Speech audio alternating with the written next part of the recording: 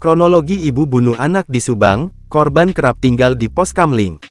Seorang ibu di Subang, Jawa Barat, berinisial N tega membunuh anak kandungnya, Muhammad Rauf. Mayat Rauf ditemukan di Sungai Bugis, Desa Sukatani, Kecamatan Anjatan, Kabupaten Indramayu, Rabu, tanggal 4 Oktober tahun 2023. Rauf tewas diduga setelah mendapatkan kekerasan dari sang ibu. Sang ibu membunuh anaknya dengan menggunakan tongkat milik sang kakek. Informasi ini didapat dalam interogasi penyidik kepada ibu kandung Muhammad Rauf, yang dilakukan di lokasi kejadian. Ibu Muhammad Rauf tak datang ke lokasi kejadian, melainkan ditanya oleh penyidik melalui video call. Saat ini, ibu kandung Muhammad Rauf berada di Polres Indramayu. Saat diinterogasi, N menjelaskan bahwa ia menghabisi nyawa Rauf karena kesal terbawa emosi. Korban diketahui ingin ponsel dan beberapa kali mencuri ponsel ibunya, namun ponsel tersebut diakuinya sudah dikembalikan lagi. N juga mengaku menghabisi nyawa anak kandungnya sendiri di dalam rumah kakek korban.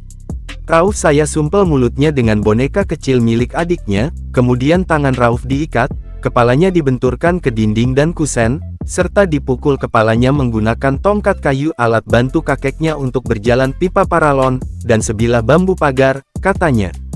Setelah korban Rauf tak berdaya, ibu korban menyeret Rauf ke belakang rumah menyusuri kebun. Setelah disiksa di dalam rumah kakeknya atau TKP, korban diseret ke lewat belakang rumah menyusuri kebun, ungkapnya. Sebelum akhirnya ada seseorang datang bawa motor untuk membawa Rauf yang akan dibuang ke Sungai Bugis di Anjatan Indramayu, imbuhnya. N juga mengakui saat akan dibuang ke sungai, Rauf masih dalam kondisi masih hidup.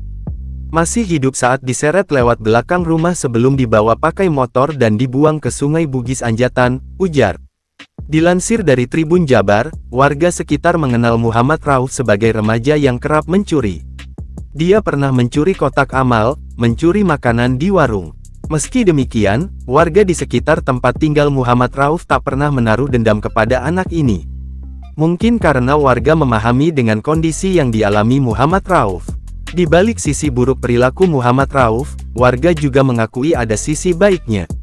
Muhammad Rauf juga dikenal suka membantu. Bahkan di kegiatan di lingkungan, dia kerap ikut bergotong royong. Karena tak mendapatkan banyak perhatian dari keluarga, pendidikan Muhammad Rauf pun putus. Dia tak lagi bersekolah. Kehidupannya menjadi tak menentu. Ayah dan ibunya tinggal di daerah yang berbeda, sehingga komunikasi pun jarang. Kehidupan jalanan pun dilakoni. Muhammad Rauf selain tinggal di rumah nenek, dia juga kerap tinggal di pos ronda dan tempat umum lainnya. Untuk makan pun Rauf meminta-minta hingga mencuri. Menurut kesaksian warga, kakeknya berperilaku mudah marah ketika masih belum terkena stroke. Download Tribun X sekarang. Menghadirkan lokal menjadi Indonesia.